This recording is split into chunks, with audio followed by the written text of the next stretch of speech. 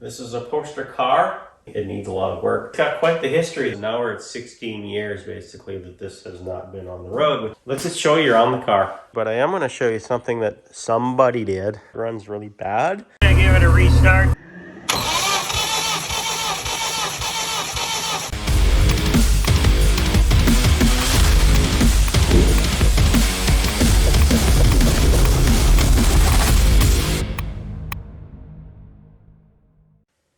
Welcome and hello. Thank you for spending some time with me today. And today we are finally going to talk about this car up here. You want to see what it is?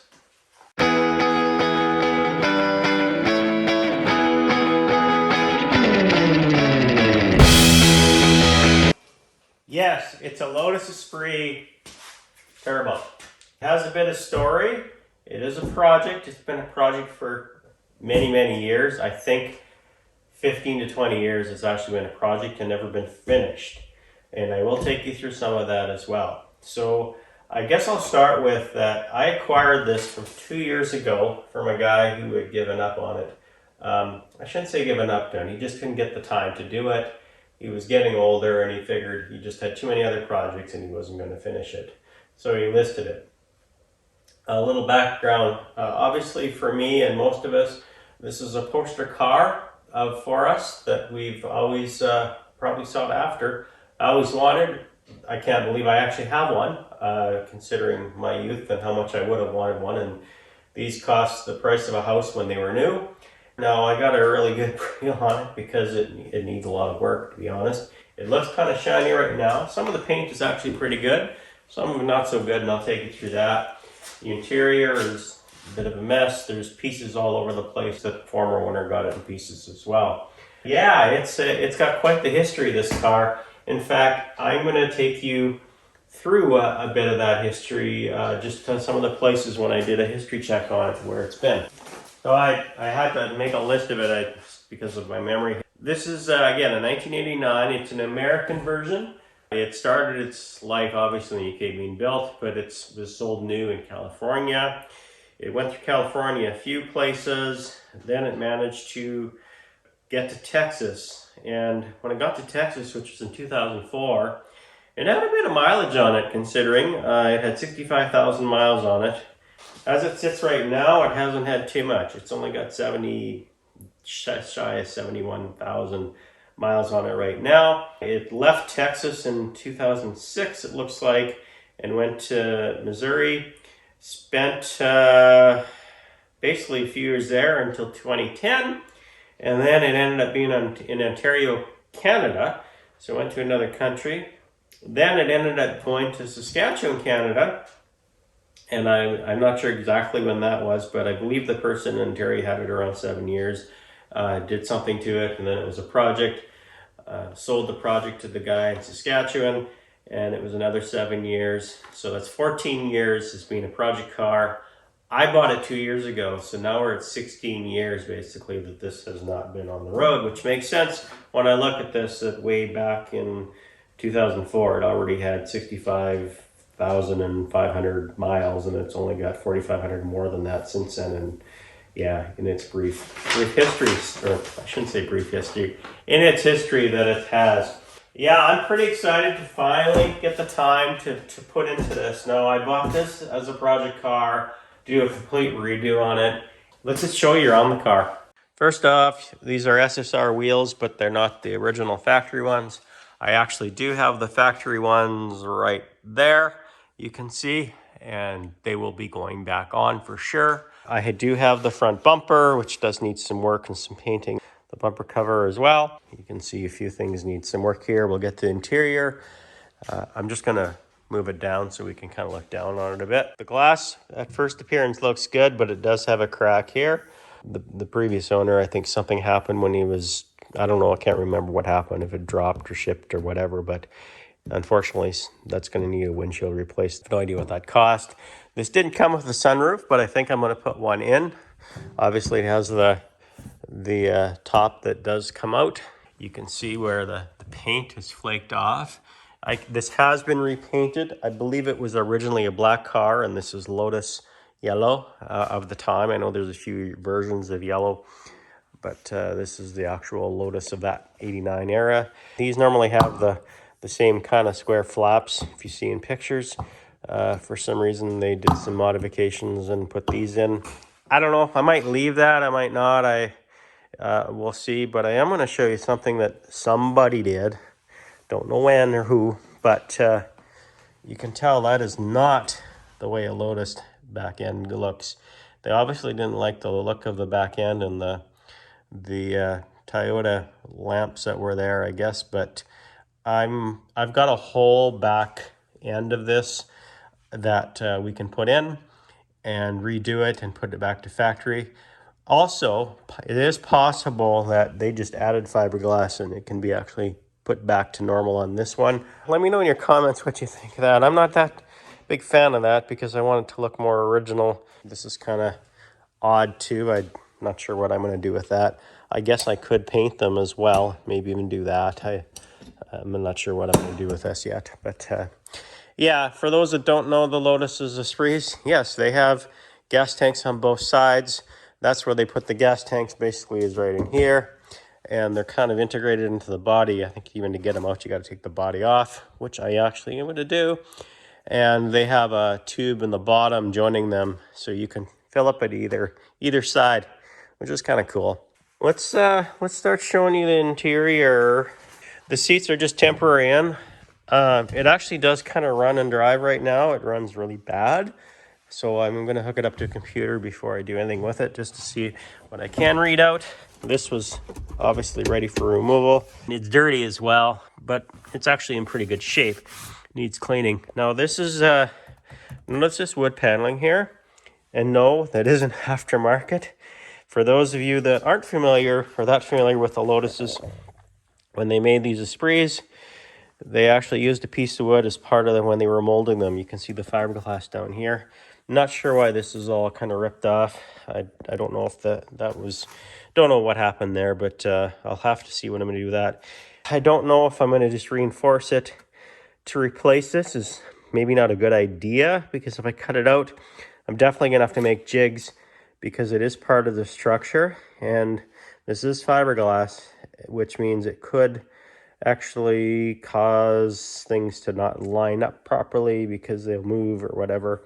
So you got to be pretty careful if you do remove that piece. It's pretty integral. So for those that never knew and maybe heard the rumors, yes, there is wood in British cars, particularly in this one. There is a wood in the back there.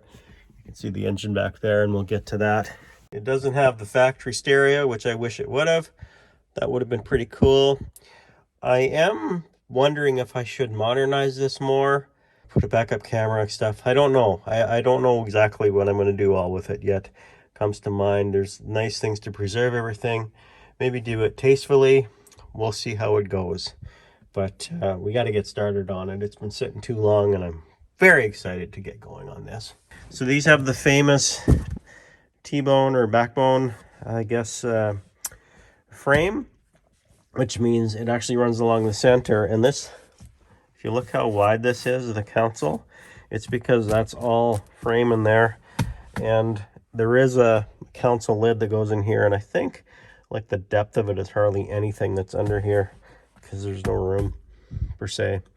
These cars are very low. They're not made for very large people. I'm going to say I'm a medium-sized person, so it fits okay for me. But I think if you're over 6 feet in these, it's going to suck. It really is going to suck. Now we're going to go into the engine bay. A lot of stuff has been removed already to get at things. There's the transmission. See, it's very, very dirty. The wiring is a bit of a mess. As you can see, it's kind of all over the place. There's the computer right there. And it's just laying there. It's all here, which is important. And these cars were known to be quite a bit of a wiring mess anyway. But I'm going to fix all that and make this look more presentable, obviously. I plan on taking the whole body off. I'm going to take you with me on that. So this is an 89 SE Series 3. It is turbocharged, obviously, the 2.2. Now, you're gonna notice there's no charge cooler on there. In 89 is when they put the charge cooler in.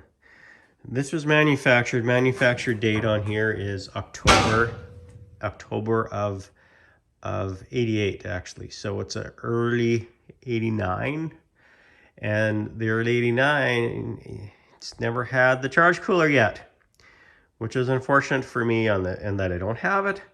But this is, yes, it is an SE, as some of you probably already could tell, but it doesn't have the charge cooler, which makes it somewhat unique. I'm going to show you underneath now. First thing I'll show you is on the floor.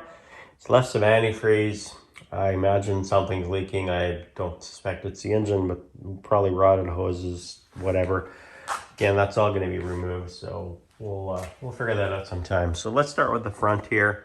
For those of you that want to see it, it definitely looks similar like a kit car.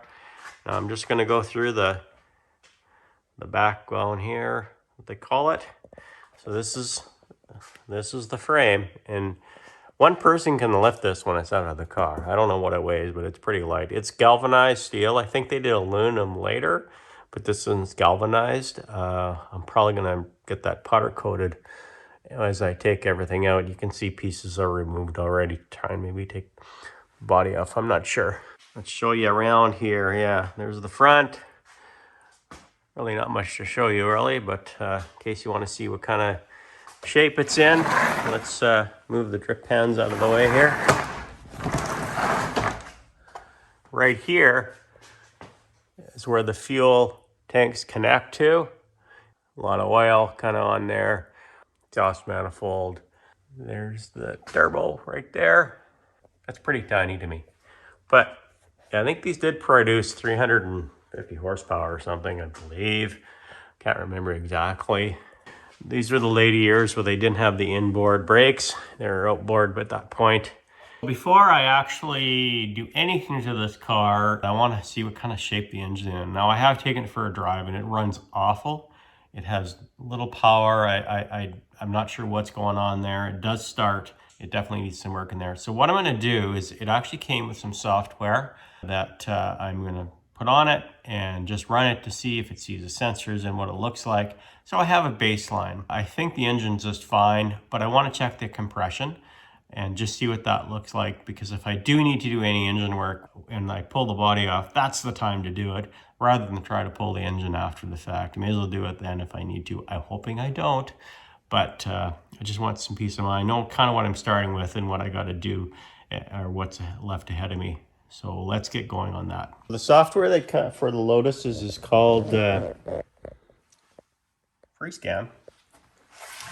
And I'll just show you where it connects here. It's not in the, I think the later V8s actually had another connector in the front, but near the passenger, but this is in the rear. This is the old COM port. We'll start that up. But I'm gonna start running the engine first, and then I'll show you what it does. And I'm actually curious what I see. I'm hoping I see sensors working.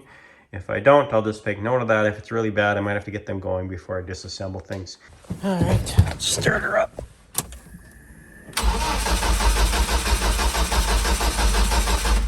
Notice it's hard starting at first. There we go. Oh, almost.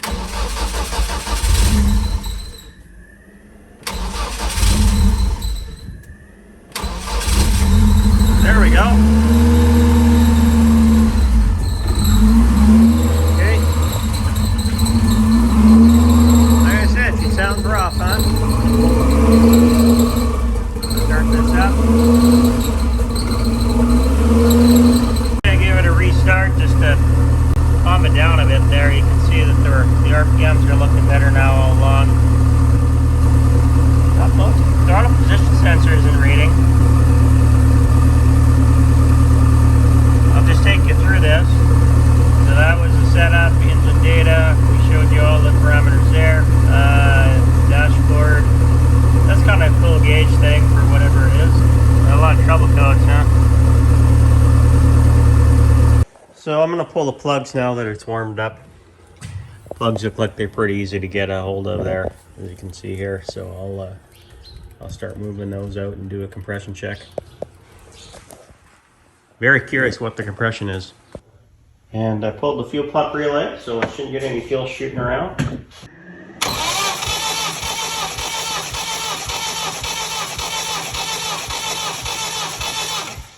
Okay, we got about, on this one, I'm gonna say 135. Okay, we'll go to the next one.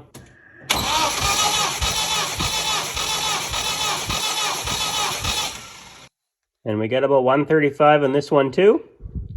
It's good news.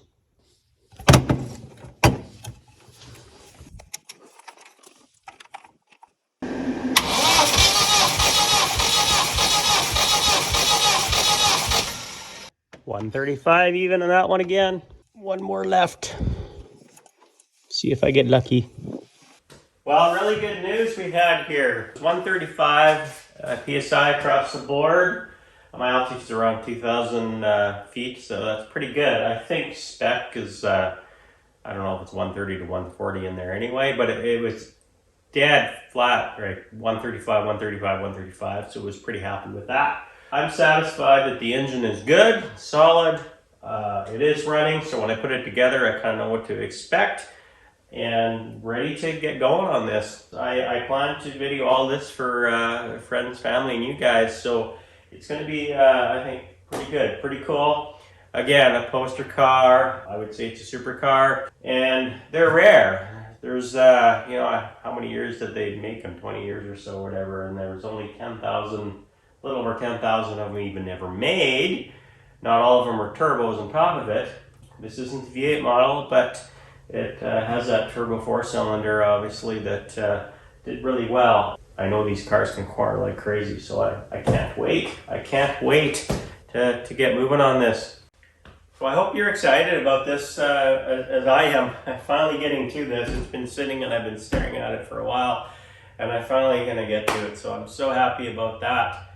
Thanks so much for joining me on Slipping Time today and starting this journey with me, getting into it. Really can't wait to get going on this. Yeah, let's make it perfect. Let's make it right and do what I do, and then finally drive it away. It's going to be exciting. You can be there along with me along the whole way. If you don't want to miss an episode, do the subscription thing, obviously. If you'd like to, I'd like you to join watching me on this. Have some fun with it. And put some comments how you think I'm doing. Make some comments about what I've done already today, and then we'll carry on and kind of do this together. So on the next episode of doing something on the Lotus here, I'm not sure exactly what the next step's going to be yet. Might start just planning to take the body off. It definitely will be a start, and it'll be kind of as a plan I go. I got to do some plans. Today was just kind of introducing it to you guys and just kind of doing an assessment before I start tearing stuff apart and taking it apart. Definitely wanted to see what the computer said there, like I showed you. Happy to see what I seen. I got some work to do on getting this engine, or getting it, we're tuned in anyway. This is going to be a complete rebuild, restoration, I guess we'll call it. So until the next episode, enjoy every day, and always make it right.